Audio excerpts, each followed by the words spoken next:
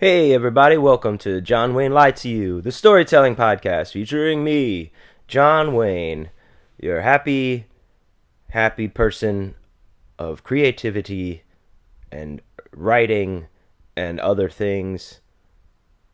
Too much to name. No, here we are. Welcome to the show, everyone. Thank you for coming back to listen to another story of mine.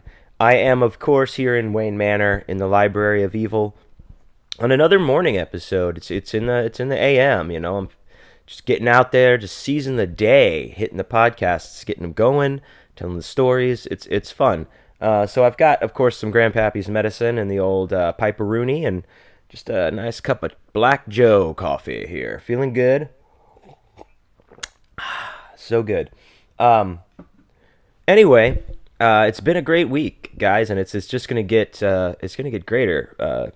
Next week, I'm on the verge of leaving for Portland to go to Bizarro Con. This is my fifth Bizarro Con that I've been to in a row, and I'm very, very excited to get up there and see all of my friends that I don't get to see maybe one or two times a year, and just meet the new people that are going to be there, the new writers, new artists, uh, people that are just into Bizarro. It's always a great time. I Every time I've left Bizarro Con, I always think that, well, I'll never have as much fun as that next time, but I always beat it, and it's just how it is, and I expect nothing less from this year. So I'm very, very excited. I'm getting all my shit together to go out there. I'm going to be doing a reading Wednesday night. I don't know where, but I'll be Danger Slater's picking me up from the airport, and I think he's going to just throw a burlap sack on my head and tie it and just take me somewhere and you know pull it off, and I'll probably be in front of, like, I don't know, a bunch of Hawaiian tropic bikini girls, and I'll be in my underwear, and my homework won't be done for some reason, and a test that I haven't studied for will be put in front of me, and oh wait, this is a dream I had. Never mind. But what's not a dream is that I will be at BizarroCon next week, Wednesday. It's reading at a place that you can probably look up online if you're in Portland, or if not, who cares? And then I've got a couple of readings at the convention. I'll be performing in the Ultimate Bizarro Showdown, and I will be playing some music Friday night with after the wonderful and talented Slow Poisoner, Mr. Andrew Goldfarb, plays his set. I'll play a few songs. It's gonna be a good time. It's gonna be a great time. I can't wait. Uh, I just was at Zine Fest Houston yesterday, and that went really well. If you were out there and you came by my table and saw myself and Emily from Bootown sharing a table together, our table looked rad as fuck. Um, we were definitely putting it out there and looking good doing it. So we had a great time. The event went off without a hitch. The people that organized that did a really great job, and I thank them very much for doing Zine Fest and for having us be a part of it. I had a great time. There's always something to learn from tabling somewhere, and I know, like, I'm probably preaching to the choir to some of you guys who are writers or do it often. Um, I'm just kind of starting to table now and get all the stuff that I need to table by myself and that kind of thing. And it's interesting. It's like a weird psychology that you think of. At least I was like super OCD about the setup of my table, the aesthetic, how it looked. I would walk by, see if it would catch people's eye. I was just trying to see, like, is this gonna make people come over? And then when people do come over, you have to give this pitch. You have to greet them, but you don't want to do it in such a way that you're gonna put them off or make them feel pressure or embarrassed or whatever, uncomfortable. It's a weird fucking line you gotta walk, man. I'll tell you. And each person, it's like you're kind of like you're trying to make very small corrections with every person that comes by. Like you're like shooting an arrow at a target, and you're kind of hitting, you're kind of missing, but you just make little adjustments in between to try to get that a little bit closer to the bullseye. And sometimes it works. Sometimes it's just like there's so much randomness. I don't even know if it's worth trying to put any thought behind, honestly, if it even matters. But it is interesting to think about. I did have a good time. I did sell some stuff. Um, of course, I would have liked to have done better, but I think that that's what anybody would say. But I did well, and I was very pleased that I went there. It was definitely worth it, and I can't wait for the next thing that the Zine Fest people put on, and the next Zine Fest Houston. It's going to be awesome. So, so I'm coming fresh off that, and then just like a day or two still here in town, and then off on a jet plane. I'll be heading to Portland, Oregon, land of Bizarro and lots of great weed and great beer, and I'll be having a blast. So that will be the main thing I'm looking forward to. Now I'll be in Portland until Monday, which is the following Monday, like the 20th or whatever. And that's when the podcast usually comes out. So I don't know. We might be a day late on the podcast, guys, because I don't know if I can record one up. I'm sure I can record one up there. Let's be honest. Am I going to be, busy or have enough free time to slip away and record a podcast? There's a lot going on all the time. So I don't know. So I might have to record it, Monday night when I get home and put it up on Tuesday, and it'll be a day late. But, it'll be worth it because it'll be chock full of my Bizarro Con adventures. So there you go. Also coming up, when I get back in town for all my Houston area peeps and family, Chris and I will have John Wayne is Dead shows coming up. Wednesday the 22nd, we'll be at Dan Electro's in the Heights here on 24th Street. And as of now, we're playing all night. We might get another band on there, but we'll see. And then 2 days later, that's the day before Thanksgiving. And the day after Thanksgiving, we will be playing at the Continental Club here in Houston for another zine-related event. It's the Noth Zine third issue release party. Plus, it's a mini zine thing they're having in the back, so there'll be tables and. I spoke to one of the organizers of that show and event, and they said, bring all your stuff and table. People are gonna table. So maybe I'll be tabling at that too. We'll see. And playing music. It's gonna be great. As always, you can check out all this stuff at johnwayneisdead.com, and as well as everything else I do. And also, guys, I posted another video this week that I did, a short kind of weird commercial with the animation of Dracula that I was trying to work on, and it's kind of it's out there, not getting too much feedback on it. So if you get a chance, go to my YouTube page. It's just search the John Wayne is Dead channel. It's John Wayne is Dead, all one word. Maybe you subscribe while you're there. That'd be great. But give my Dracula video a watch and maybe give me some feedback. I'm working on trying to get my animation skills together and do some cool stuff because that's very exciting to me. So anyway, thank you guys for that. Now, moving on. As always, we've been having the daily or the weekly tarot reading that I do for myself here before every episode. Just a 3-card reading, and this episode is no different. Now so I'm kind of, this is another interesting read. I find as I keep going on through these, there becomes more tie-ins, more things for me to think about. Now, I don't know, I'll just. Let's get this straight. This is not like I'm telling my fortune or anything like that or the future. Really, what these readings do is kind of inspire some thought through what these cards represent based on, tarot. So that's why I do it, and that's why I enjoy it, because it makes me think. So hopefully that's what it does for you, or you're just laughing at me during this part or not listening. But it doesn't matter because I'm going to keep doing it. So this week, the first card I drew was the High Priestess. Now, the High Priestess represents wisdom, serenity, knowledge, and understanding. She's on the card. She sits in front of a veil that represents the thin veil of awareness, which is all that separates us from our inner selves. It means you must trust your inner voice. It is a link to the subconscious mind, which cannot be accessed through the everyday world, but through intuition, look. I can't even read my own handwriting. Oh, okay.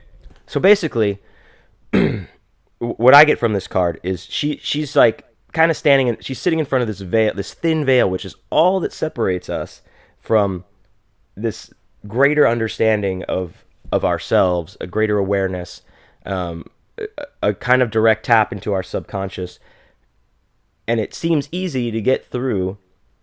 Um, but I think we constantly are blocking ourselves from getting in there. And if we trust our inner voice, if we start to trust that inner voice, the link to our we start to develop an intuition, which becomes a really solid link to our subconscious, and we can begin to access that. It also says with this card to look for what's out of balance in your life. Um, what I was thinking about while I was shuffling the cards today was like, man, just like I got a lot of stuff going on. I've got a lot of stuff coming up. As I said last week, I've had some feelings of overwhelmedness, spiraling out because there's so much stuff, and then I don't even know how I have enough time, or if I have enough time, or when I do have time, what do I attack first? Uh, that kind of like that kind of made me think about that. Um, that's definitely something that's out of balance in my life. There was something for males when this card is dealt. It says uh, you need to be more aware and in touch with your anima, your feminine side, which I'll think about. I mean, I'm pretty. I don't know. I guess I don't feel like I'm not feminine or have a problem like saying like I don't know. I don't even know. I don't know what that means. I'm gonna have to think about that a little more. But uh, I feel I'm pretty cool with that kind of thing. So about myself. So I don't know. Whatever.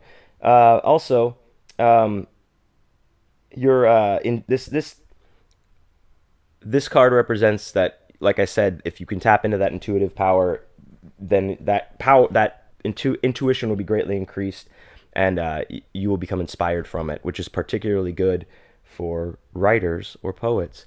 Which Uncle Johnny is a writer. So that was cool. Now, next card, interesting. Ace of Wands again. Now that was from we got that one 2 weeks ago when I did the reading, and it kind of tied into last week's one, and then and now it's back again. Now, so so recap with the Ace of Wands is it's one of those cards that means just to go for it. Listen to your instincts, follow your guts. If it feels like a good idea, then it is. But you have to act fast. You need to break through moments. You're driven by strong creative force, which maybe that's tying into the intuition that I'm getting from this, being able to listen to my inner voice a little bit more. That'll strengthen the creativity, just like from like what it says in the High Priestess, and there needs to be hard work to grow and reach the potential that the seeds that you've planted possess for you. So that this is like I said, it's coming back to this card. Go for it. Listen to your instincts. Follow your gut. Um, if it sounds good, then it is good. Do it, but you have to act on it. So that's interesting. That's interesting to think about for me for a couple of things. Then the last card I got this week was the Ten of Wands. This one made me think the most out of the reading and kind of tied everything together. And it applies most to what I've been thinking about lately. So what the Ten of Wands represents, the picture is a dude holding, 10 very tall wands, or the staves they look like, and he's pushing them into town like he's just harvested them or something. So what this means is you've reached the end of a cycle after a period or struggle. So like the end of the harvest, or you're coming back from battle. And you've won. You've succeeded. Your creative venture has become realized. However, now you must deal with the consequences of that fulfillment. While you've reached your goal, you've become starkly aware You must carry out the responsibilities you've laid out for yourself. Now, it's interesting because I was talking about this to somebody, maybe I think some other writers, maybe a couple weeks ago, but it's like, you work so hard, like for first I just wanted to get published. I just wanted to publish anything. I just, that was what I wanted, and then I got that. I got a short story published, and that was boom, everything. And then things just, the dominoes start falling. You start seeing a little bit clearer what you need to do. You're working hard. You have that goal, that hunger. You're pushing. You get, it's like I got a book, then I got another book, and then here we are a couple of years later. I've had 5 books published, and I keep publishing short stories, and I've got this podcast going. I've got a lot of great things going, but I feel like I've almost hit this like I've hit like a very maybe slow incline now. Like I'm trying to just power up it because I've gotten here. Now I need to figure out how to go further while making sure that I stay true and maintain what has brought me here, where I am to begin with, and keep that up. It's important to keep that up and not just shrug it off for the next thing. At least that's the way I think about it. But it's a weird place to be because you get here and you're like, kind of like, now what? And things don't seem to affect you the same way. I don't know. It's weird. Like, I remember the first time I had a contributor copy for an anthology that I was in sent to me. It was like the most fucking badass cool thing ever to open that up and see, and oh my god, this is rad. My name, I'm in here. And then down the road, I got a contributor's copy for something that I was in not too long ago, and while I was still like, oh, that's awesome, that's fucking rad, I'm very happy I did that, it's kind of like, it's just a different feeling. I look at it and I'm like, okay, cool, got that one, now what? I'm not taking time to appreciate these things or or even count them as a good thing because I'm just trying to get to the next one.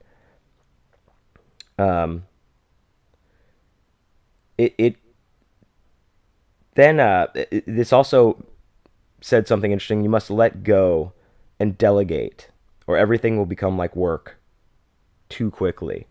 So it's like all the stuff I need to start letting go of some things, which I talked about last week, or delegating things to other people in my life that are doing these things with me.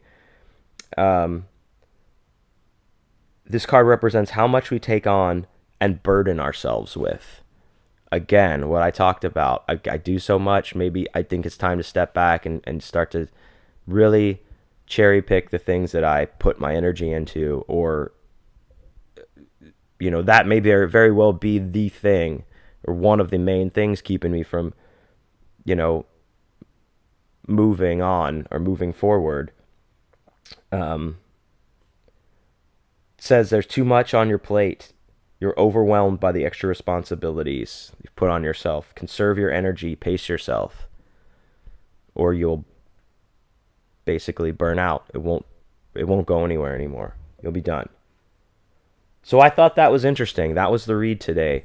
Some stuff to think about, going into next week, and being at Bizarro Con. It's a very, while it's great, it's also a unique opportunity to talk to peers, essentially people that are in the same, field, writing, creativity in some way, and trying to get it going and put it out there. So I look forward to having those conversations, and now I feel like I have even more to add to those kind of conversations, and more questions to ask to get other people's take on certain things. So that's what so this, again, good reading. This is all starting to tie together. This is all kind of, I'm kind of curious to see where this is going to go.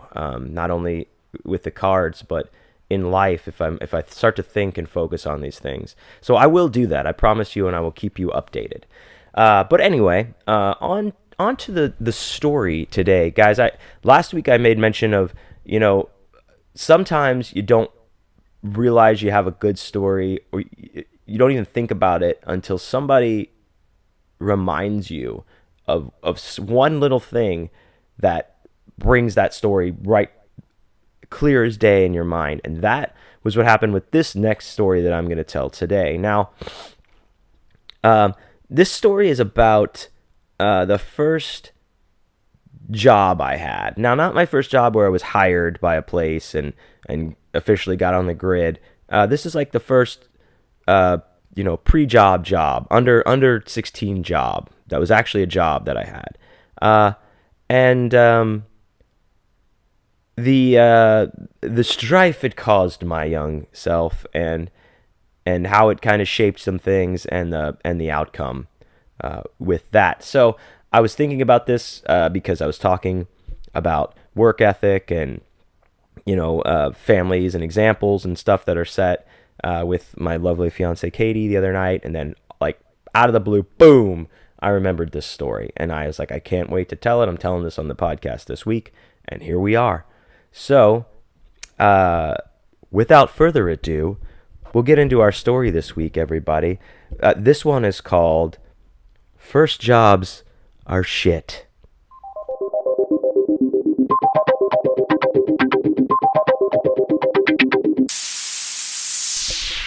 So, I've always had a good work ethic. That's something I take pride in. I can say for sure, since I turned 16, I got my first job a week after, my real first job a week after I turned 16, and I have not been unemployed since. I've never been fired, I've never quit, I've never left a job without having another job that I was going to. So, I think that's cool, but I really don't know how healthy that is for me, to be quite honest with you. It might be what contributes to my inability to relax and keep pushing all the time, but who knows? I'm not a psychologist, but but this story is not about my first job where I got hired as a sacker at Kroger. This is about a time when I was hired by my next door neighbor when I was a young 14-year-old boy to mow their lawn.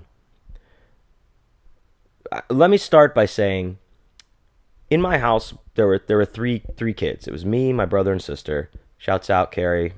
Shouts out Matthew. I don't think he listens to this or even knows I have a podcast, or I don't even know if he has the internet. But anyway, we all had chores to do. And this was, in our family, it was like Saturday morning, get up, do your chores, and don't even think about doing anything else till your chores are done. So we are all assigned, our own things. You got the usual, like, of course, we all got to clean our rooms, and dust the furniture. Someone would have to vacuum downstairs, upstairs. All this stuff is like, all, just kind of like doled out to us. But the one job that was mine, the biggest job I had every week, was mowing the lawn work, which consisted of mowing the front yard and backyard. Our backyard was kind of big, which was cool, but sucked if you had to mow it. Then use the edger, weed whacker thing to do all the edging, and then sweep everything up. The driveway, the patio, in front of the street, the curb in front of our house. You better sweep that up. You better sweep that up. My dad would say, "What do you think? We live in the projects?" It's just one of the endearing things he used to say to us. So that was my job, and it did not take me very long after starting this job to absolutely hate yard work. I hate yard work so much that I made a deal. When you're a kid and you're like, if I could do this, then I promise I'll turn into a werewolf when I'm older. And you're like, stupid shit. I promised myself, John Wayne, the minute you're old enough to pay someone to cut your lawn, you'll never cut your lawn again. Now, more on that later, but I made that decision early. I hated it so much. I would come home on Fridays, straight home from school, And when time and weather and everything permitted, I would try to knock out all the yard work Friday night so that I could get up on Saturday and not have to worry about it. Didn't happen all the time, but when I could do it, I definitely would do that. I hated it so much. I didn't like the fact that it would loom over me. The thought, it'd be Thursday morning, first period in middle school, and I'm thinking like already about how, oh, only 2 days I have to mow the fucking lawn again. So that was how much I hated it. Now, as I'm going and I'm doing, we all, three of us kids, we get, an allowance for doing our chores. And it was a fine allowance for our ages at the time. But something happened at school where I realized that everybody in the world suddenly started having Nike Airs, tennis shoes. Now, I don't know if I'm sure that this was happening before. Something just like clicked in my mind where I all of a sudden started noticing like, hey, everyone has these cool shoes. I want these cool shoes. But the only place I got shoes was Payless. Now, if you know what Payless is, it's just like it's like the flea market of shoes or something. It's like, all the shoes are $14 or $10, just cheap ass shoes, no name brands. It's like generic. It's like buying generic, sugar, where it's just a big white bag that says sugar on it in black. It was like that, it was like wearing plain white shoes, and it just says shoes written across in black, nothing special, no frills, just whatever. And, and that was fine. There's nothing wrong with that.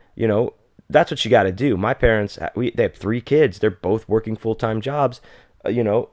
Running out and buying, their idiot son Nikes is not high on the priority list, and I understand that.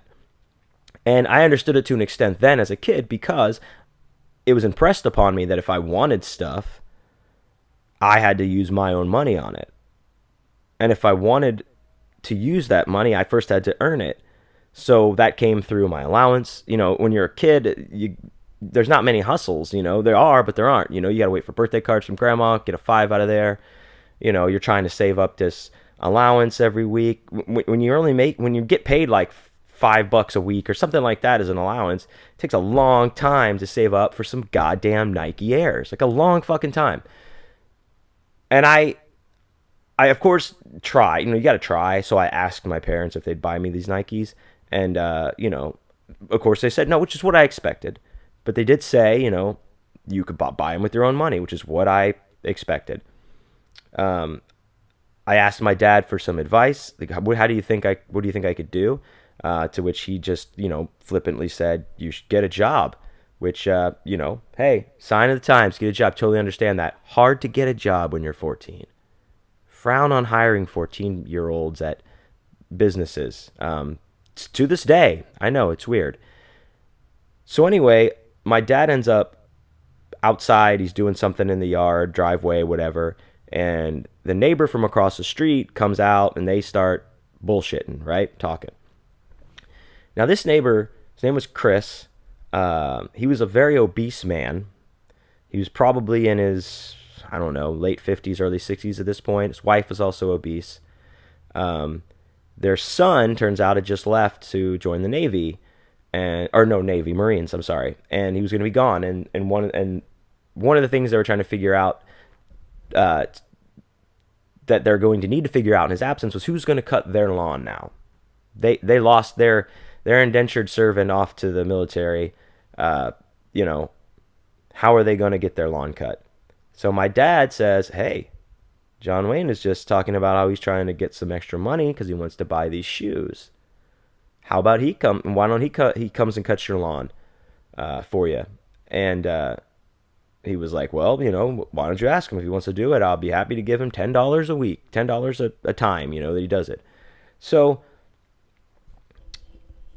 I want to say that maybe if I would have been a little bit more worldly or had a sensibility about myself, or I would have maybe tried to renegotiate that $10 right from the bat. But when you're 14 and it's exponentially more money than you're getting at the moment, it all sounded great. $10, boom. And I agreed, and then starting that week, a few days later, I was now cutting our lawn and this guy's lawn. Again, like as soon I was probably like maybe 2.5 minutes into cutting their lawn the first time before I was like, what the hell am I doing? I hated cutting one lawn every Saturday. Now I gotta cut two? This is bullshit. What was worse was while our lawn, like I said, our backyard was big. It was bigger than their yard, and that sucked because it just took longer to push the lawnmower back and forth. Their yard was much smaller, but it took me more than twice as long probably to cut their lawn than ours, because the backyard in their house was like the yard was like thick, like I don't know, like crazy Brazilian Amazon jungle grass that was, would clog the lawnmower blade and make it stop. There was like just crazy crawling weeds everywhere, and their yard looked like fucking shit, man. It looked like shit. Speaking of shit, they had two chows. Now, I love dogs. You know that about me, guys. We've heard Cerberus in the background many times on this podcast, as well as the late Lebowski. Rest in power, Lebowski, I love you. So I love dogs. These dogs I did not like. They were mean. They're small, weird, like medium size. They're ugly as shit. And they shit everywhere. It was like there was so much shit in that backyard. You would think that they were herding cattle back there. Like that's what was causing all this shit. It's more shit than grass, it felt like. And let me tell you this, when you're running, riding mower would have been like my dream come true. When you're pushing a lawnmower through thick fucking grass that's just full of shit piles, let me just tell you, that's not good for anybody, guys. This is one of those mulching mowers that like cuts it so much that it's, supposed to make it to where there's no trimmings behind because they're so small and become mulch. This just like would whip shit around. I wear those big wader boots, like rubber boots, not waders, but like rubber work boots. Came up to my knee. My dad would get them all the time from where he worked. And they should be covered in shit and grass. And I loathed this job. I could not take it. This job was driving me crazy. The only thing that kept me on it was those shoes. I wanted those shoes. So I pressed on. Now, aside from, the job being harder than my lawn, having all these extra like shits and weeds and weird grass, Chris is an asshole. This guy was a straight up asshole. He never spoke to me kindly. He was always very, very curt and very much like, I don't know, like he could just tell me to do whatever because I was a kid and he was an adult type thing. So he could talk to me however he wanted, and he talked down to me. He was a complete dick. And I think, now that I think back on it, I probably he probably had this kind of weird, contemptuous relationship with his own son, who, I guess, broke his neck to get out of the house by 18, couldn't stand it. He runs and joins the military, and makes sense. This guy's an asshole. So, so just interacting with him sucked. Cutting his lawn sucked. Everything about him in that situation sucked. But I wanted those goddamn shoes. So I'm doing it. And I'm going along. And I'm a few months deep into this job, right? Now it's Texas, so, we don't just get like 3 months worth of where it's good weather, where the lawn grows, and then the rest of the time you just rake leaves and, fucking make snow knuckles. I don't know. You have to cut your grass like 6, 7, 8 months out of the year here. It's hot. It's warm. It's growing. So that's why I get a few months into this, and I'm slowly building up this money. I'm still not there yet. And one day I'm talking to one of my friends at school who tells me that they have started to mow a couple of lawns on their street to make some extra money as well. Um, and I was like, cool. And he's like, yeah, it's my brother and I do it together. And I'm like, oh, you guys like, he was one and you mow the other. It's like, no, we do them both together. Like, I'll mow while he edges. It helps knock everything out, and then we just do it, and then we go to the next house and do it. And I was like, oh, that's cool. And they're like, and I was like, how much do you get paid? And they're like, oh, we get $10. And I was like, yeah, that's what I get. Yeah, to do this guy's lawn, this asshole. And they were like, no, we get $10 a piece. And I was like, what? Like, yeah. And I asked what they did. They were doing it the exact same thing I was: mowing, edging, raking if need be, and sweeping up. They each get $10.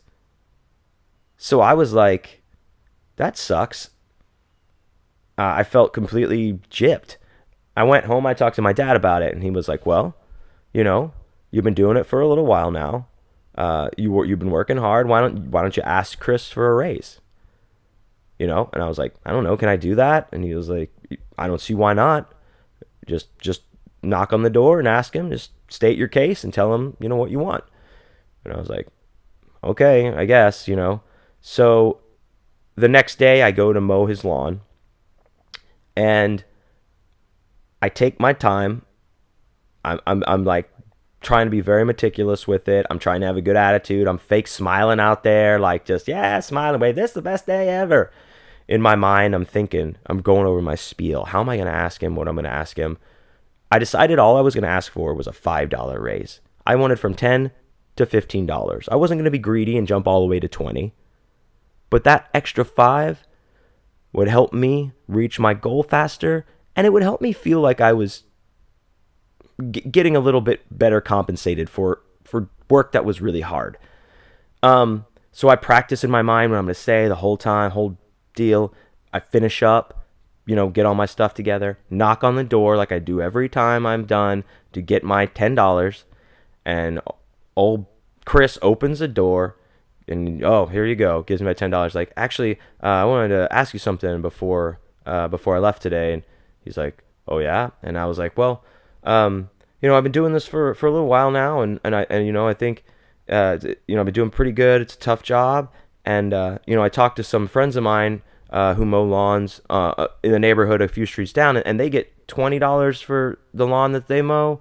So I was wondering if maybe I could start getting $15 from now on, just to help out a little bit. It's just sometimes this takes me a lot longer than it takes us to do our yard, and I would just think that it might be a little better compensation. This guy glared at me like I had I don't know, like I had fucking snapped the necks of his chows in front of him. It was a hate, like just a seething glare, just like eyes narrowed, face puckered, staring at me. And he said, let me talk to my wife and we'll let you know. And I was like, oh, okay, cool. So he shuts the door. I walk back across the street, go home, tell my dad I asked him, told him what he said. He's like, well, you asked, that's all you can see what he says. And I was like, okay, cool. So I go to school the whole week, coming home going, he doesn't engage me, he doesn't come across the street, doesn't call our house. I'm wondering every day, like, is he going to tell me? So he doesn't. So then I decide, I go, well, it comes to be Saturday again. I do our yard. I go back over to their yard because I was like, well, now I'm going to see him. He has to tell me. And I'm thinking I got it. I'm like, I got it. And I'm already counting that money. I'm like mowing their yard. I was like, oh man, I'm going to get the extra 5 today. That's going to bring me up to this. And then that means in so many X amount of weeks, then I'll be like where I need to be, and I'll get a little extra so I'm safe. And then buy these shoes. It's going to be awesome. I get done mowing their lawn, clean up, get all my stuff together. I knock on the door. I'm ready. I'm ready to get my extra $5. Chris opens the door, and he's already got that fucking glare, that hate glare. $10 bill clenched in his meaty, pudgy, sweaty paw, Crisco dripping in between his fingers. Gives me the fucking bill. And I said, oh, did did you talk about? He's like, and he cuts me off. Yes, we talked about it. We decided that we don't think that you do a good enough job for us to even pay you the $10 that we do, let alone giving you any more. And I just stood there, just like, what? I thought I was doing a great job. I'm 14 years old, and I'm just like crushed. I'm like, what? I don't do a good enough job? Well, why haven't you told me that months ago when I started? Why didn't you tell me do this better or anything? And he just closed the door, and I wadded up that 10 in my hand. I stormed across the street, threw my door open. I burst into tears.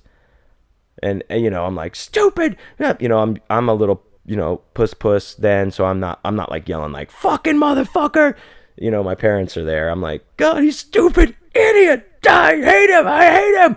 My parents are like, what's gone? What's wrong? What's happened? I lay the whole spiel on them, and I'm like, I'm not doing it. I quit. Fuck, I'm never going back over there. No. And my dad was like, okay, you don't have to do it anymore. And I was like, and you tell him, you got me this job. You tell him I quit.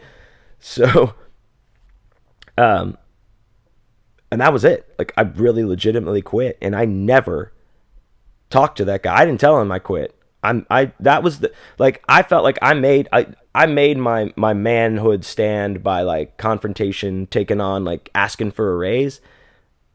And that was all my young mind could put up with, I guess, at that time, because that was when I was like, nope, Dad, you tell him I quit. So my dad said, like, yeah, he's pretty upset, about Bob, so he's just not going to do it anymore. I'm sure my dad made it sound like, I was overreacting or something like that, because that's what adults do when you have kids, I guess, in those kind of situations. But I'll tell you this, I wasn't. Now, I never talked to them again. I cursed their names every time I saw them. I would just be like, bitches, I fucking hate them so much. And he would still throw me the hate glares across the street and shit, but I was like, fuck him. Then, some years go by. I go through high school, graduate. I'm off at, I think it might have been my first year at college, so I guess I'm like 18. And one day my sister calls me, Carrie, shouts out Carrie, what's up? And she's like, hey, last night Chris died. And I was like, Chris who? She's like, the neighbor, Chris. And I was like, oh, really? What happened? And she's like, I don't think he had a heart attack, but the ambulance came in the middle of the night, and I looked out my window and I was watching them, and then they brought a stretcher out with the body on it. It was all covered up, and they were coming down the driveway, and then his hand just like fell off the stretcher and was just like his arm like dangling, like kind of like a fucking movie, I guess. And I was like, oh, really? And she was like, yeah, it was so weird to see that. Oh, it was just like creepy. And I was like, so he's dead? And she's like, yeah, he died. They took him. He's dead. And I was like, good. Fuck that guy. And I think that was where I learned even more so to work hard, because I never wanted anybody to ever be able to say to me, I don't think you do a good enough job to earn what we're giving you, or to earn anything, let alone what you want. So I never wanted to hear that again. That was why I worked so hard. I regret nothing. I'm glad that guy's dead. And his death wasn't in vain, people. I'm a very hard worker today.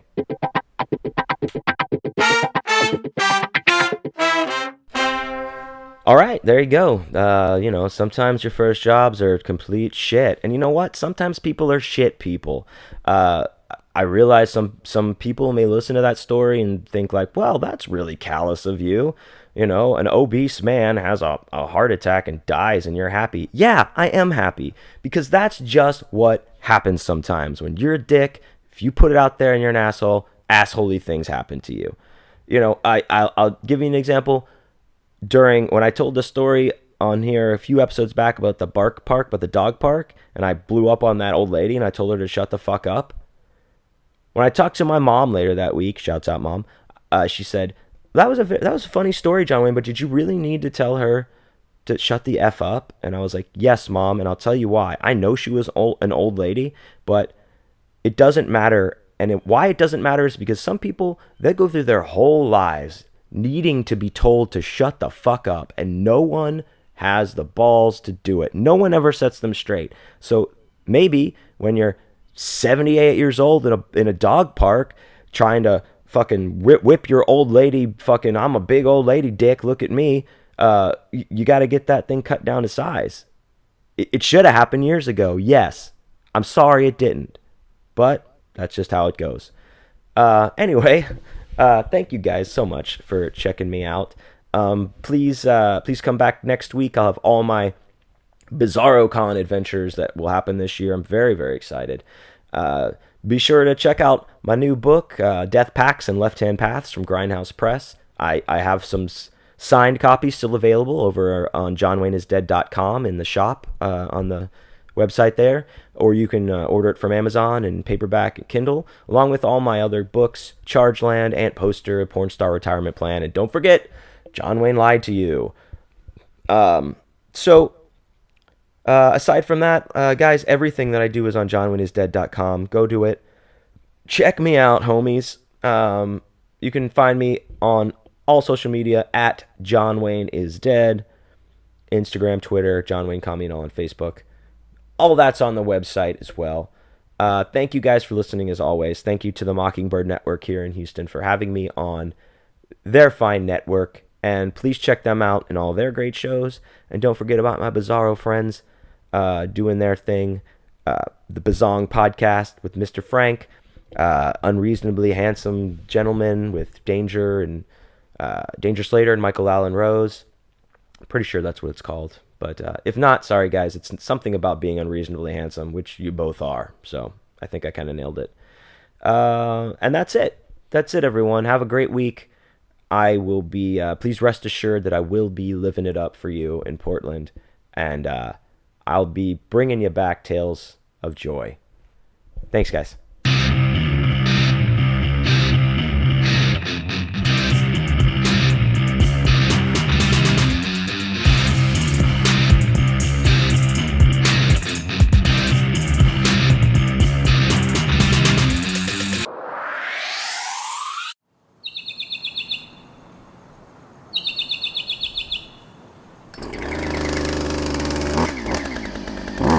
Mockingbird Network.